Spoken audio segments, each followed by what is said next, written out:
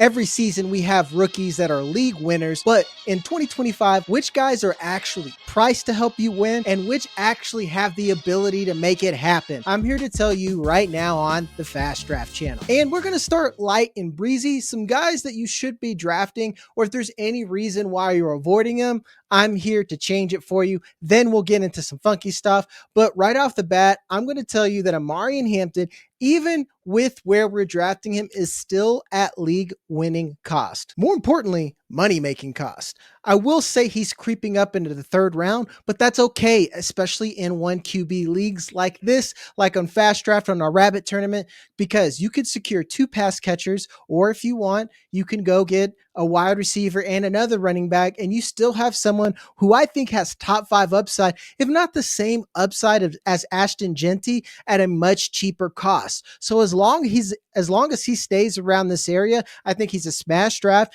and I think he's actually a league winner. We already know what's going on with Najee Harris, but we forget what happened last season when they had nothing, like J.K. Dobbins, who had a bounce back and looked pretty good there, but he's nothing to where Omarion Hampton is right now behind that offensive line. They've already got more weapons to go along with Ladd McConkey, with Trey Harris, and Keandre Lambert-Smith. This looks like a legitimate offense, and Omarion Hampton could be the straw that stirs the drink. He is a smash buy in my book. And we'll go to our next one. I told you that the first couple were going to be, I would say, a little bit more popular than others, but I think that Travis Hunter has remained a controversial player ever since he's entered the draft pool. Really since his senior season when we started scouting to begin with. Is he a wide receiver? Is he a cornerback? Now that we know that this team wants to use him at cornerback, we still worry, is he going to hold up? Is he going to get enough snaps on offense? I still think going after the 6th round, all those worries are baked into the cost, especially the way that I draft. Travis Hunter is going to be my wide receiver 2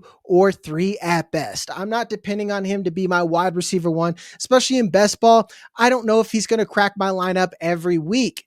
That's fine though, because I do know there's going to be boom weeks. I know what this offense is. I know what Liam Cohen wants to do. And I think that Trevor Lawrence has the ability to spread this ball around, not unlike Baker Mayfield did with the Buccaneers. And Travis Hunter could be a focal point in this offense, even with Brian Thomas Jr. there. They could have 1A, 1B games. And if there are the 1 or 2 games where he's going to be playing more defense, I'm willing to accept that variance. Like I said, it's all baked into his price, and I'm willing to accept the upside along with the risk and maybe a couple of goose egg weeks. That's how fantasy works. Variance is okay. And it's going to be, I would say, half your weeks that are going to make the difference between you winning money, you losing money, or you making the playoffs and falling just short. Especially in best ball, you have the option because hopefully you're going to be drafting multiple teams and having multiple shots at the pie. Getting someone like Travis Hunter, getting a little bit exposure to him is perfect because the upside is there. And that's what we want to chase. Next, another one who is right here with Travis Hunter, but I love drafting him because you could get him at RB2 and he's still even in 0 RB range. If you want to fade all the way down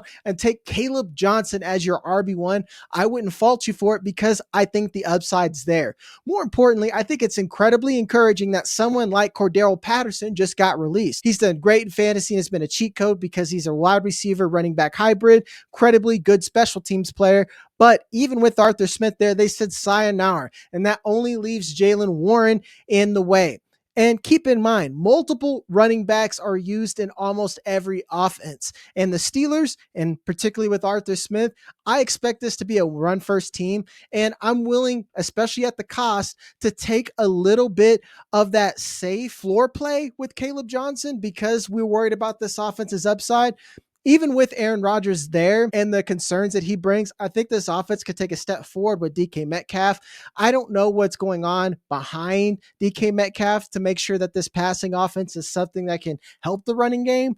But again, at cost, I think Kaleb Johnson is more than affordable. Before we go any further and before I get into the more funky options that are really priced appropriately to give you these league winners, hit the like and subscribe button so I can keep helping you win up until you draft your team and up until you're worried about waivers. More importantly, if you want in on Fast Draft and you want in on some best ball action in fantasy's latest platform, make sure to download the app, use my code on the screen, JAG, and I can get you up to a $50 deposit match right now, today, and you can get in on all these ADPs while we're a new platform that are funky. And we have all these crazy formats for you, like our Flex 4 tournament or like our short best ball tournament, the Rabbit.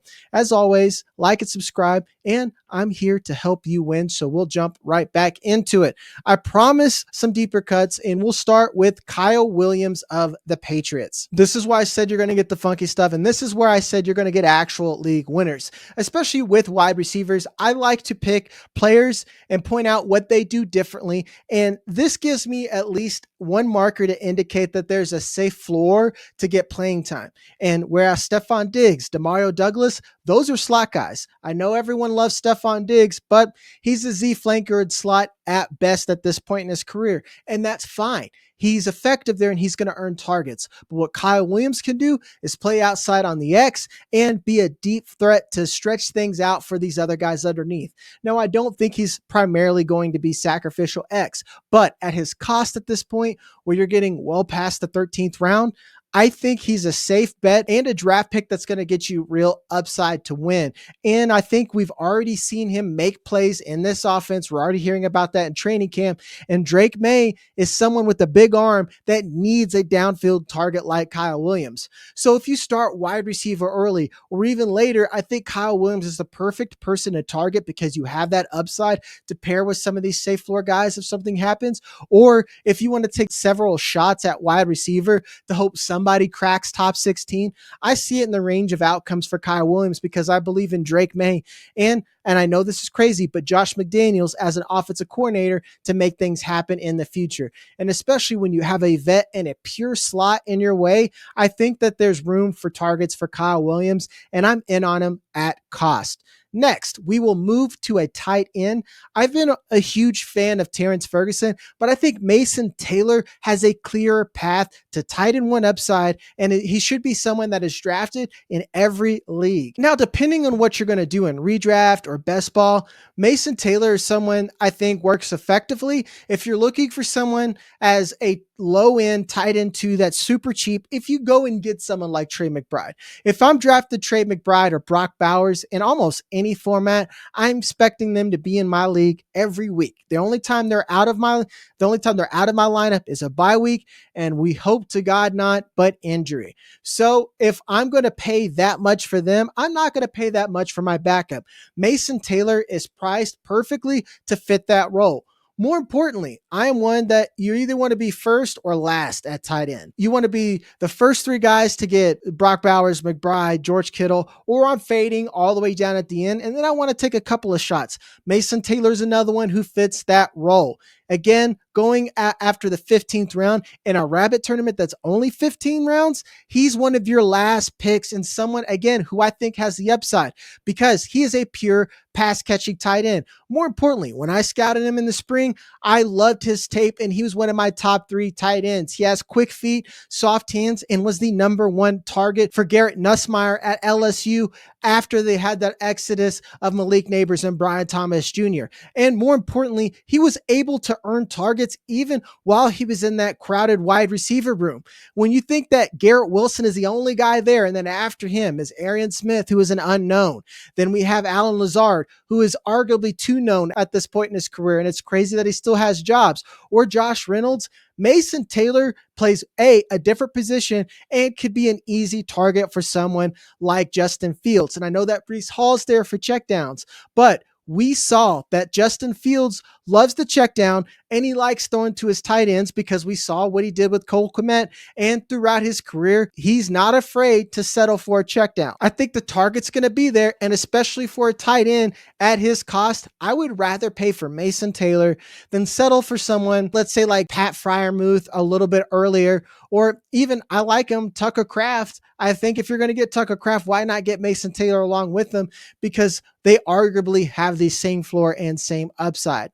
If you want someone to have that Sam Laporta type breakout that comes out of nowhere, I think that Mason Taylor fits the bill just as much as anyone like Tyler Warren. And that's no shade to them. It's all about opportunity, where he was drafted. And I'm talking about in the NFL, that's second round talent and the type of offense that he's in, which is an offshoot of Ben Johnson. And you know how much Ben Johnson loves to utilize the tight end. We'll finish off with a pair of running backs.